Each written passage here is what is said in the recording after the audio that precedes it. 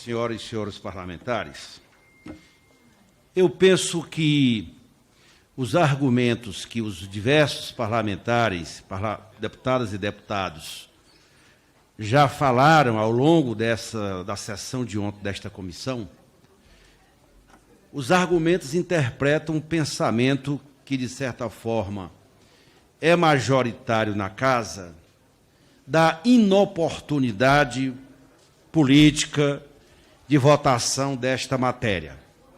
Mesmo aqueles que concordam com a reforma nos termos da PEC apresentada. O ambiente na comissão especial e na casa, senhores líderes, senhoras e senhores parlamentares, que qual é a necessidade da votação dessa reforma nesse momento? Qual é o objetivo disso? E eu vou traduzir para Vossa Excelência as informações que eu considero relevantes, deputada Érica. Eu conversei bastante com os senadores hoje. Dificilmente o Senado vai votar essa PEC até o final do ano. Chama a atenção disso, por conta de várias matérias que estão represadas lá dentro, e o presidente do Senado tem dito que não vai votar de uma hora para outra essa matéria lá no Senado. A prioridade do Senado é a votação do Código Eleitoral, conforme a reunião que nós vamos realizar agora. A reforma do imposto de renda, a mini-reforma tributária, a lei eleitoral que nós aprovamos aqui, que sequer entrou em discussão nas comissões lá, o orçamento. Portanto, primeiro risco é, senhor presidente, senhoras e senhores parlamentares, a Câmara vota, aprova e a matéria permanecerá engavetada, dormindo nas gavetas do Senado.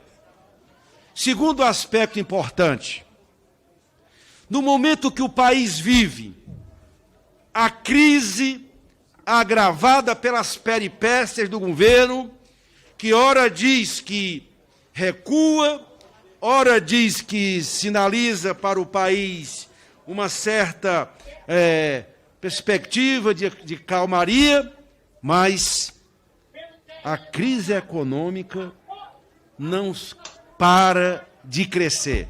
Inflação, PIB de 2022 já baixando de 1%, o dólar que chega quase a R$6, crise hídrica, crise energética, tudo isso acontecendo no país e você não escuta uma palavra desse governo, nenhuma proposta do ministro Paulo Guedes, que já devia ter deixado o governo, que ele não tem competência alguma para ser ministro da Fazenda, porque é incompetente. Lembrem-se que na reforma da Previdência, ele dizia na Comissão de Constituição e Justiça para nós, deputado Falcão, que se fizesse a reforma da Previdência e a trabalhista, o país levantaria o boi, levantaria o voo e, portanto, os empregos iriam aparecer. Nada disso aconteceu. E agora, eu nem sei se eles estão mais preocupados em votação dessa reforma administrativa. Não estão nem mais preocupados.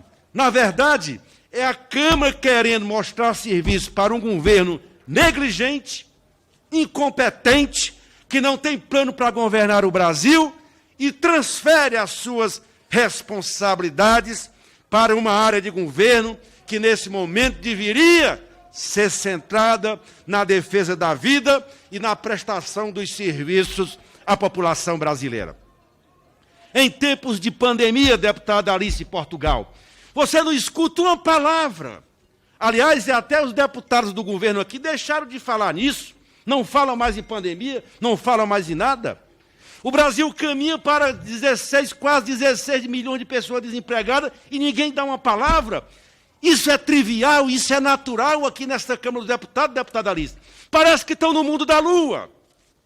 Não percebem a quantidade de pessoas que estão ao relento, passando fome, e querem fazer uma reforma administrativa com um único objetivo: consolidar o modelo de Estado que fracassou desde a ponte para o futuro e agora com o Bolsonaro. Não tem perspectiva nenhuma de retomada de crescimento da economia brasileira, de geração de emprego e nada. Essa reforma só tem esse objetivo, consolidar um determinado tipo de Estado e o objetivo primário, perseguir os servidores e, principalmente, diminuir o papel do Estado na prestação dos serviços que são prestados à população brasileira. Dizem que vai manter a estabilidade, mas impõe regras que, na verdade, quebram a estabilidade, porque introduz as condicionamentos para o servidor garantir, deputado Rogério Correia, a estabilidade. A contratação temporária por 10 anos, que PEC é essa? Preserva o quê para a administração pública? Na prestação do serviço, não preserva nada. É a desconstrução de tudo aquilo que foi feito na Constituinte de 88, pelos chamados constituintes originários. A cada dia estão quebrando direitos, a cada dia estão desconstruindo o chamado Estado do Bem-Estar Social, e a população será vítima de um processo de desconstrução que esse governo vem fazendo do ponto de vista de oferecer serviços básicos à população brasileira. A PEC é para consolidar o apadrinhamento político, porque dá poderes aos chefes imediatos, dá para contratar sem concurso público, mantém o regime jurídico e o ingresso no concurso público, mas também está dito lá, o gestor faz se quiser, não vai fazer, vão contratar sem serviço, sem concurso público, portanto, as pessoas não terão mais direito, se tem um princípio fundamental que ancora, que sustenta a administração pública, é o ingresso nela ser feito através do concurso público. É uma PEC, deputado Fernando. Eu diria, mesmo aqueles que têm uma visão liberal da economia, como o Partido Novo e outros aqui, que têm uma ideologia fundada no Estado menor, no Estado pequeno, irão de observar. Para que serve essa PEC mesmo?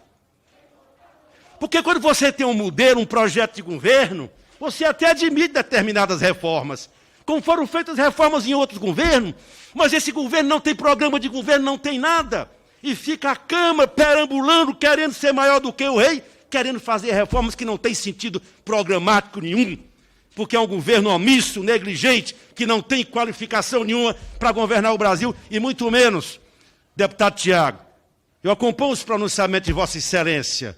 Temos divergência, mas tem linha política. Ninguém sabe o que é que esse país está. Ninguém sabe o que é que esse país, o que é que esse governo quer. É o silêncio.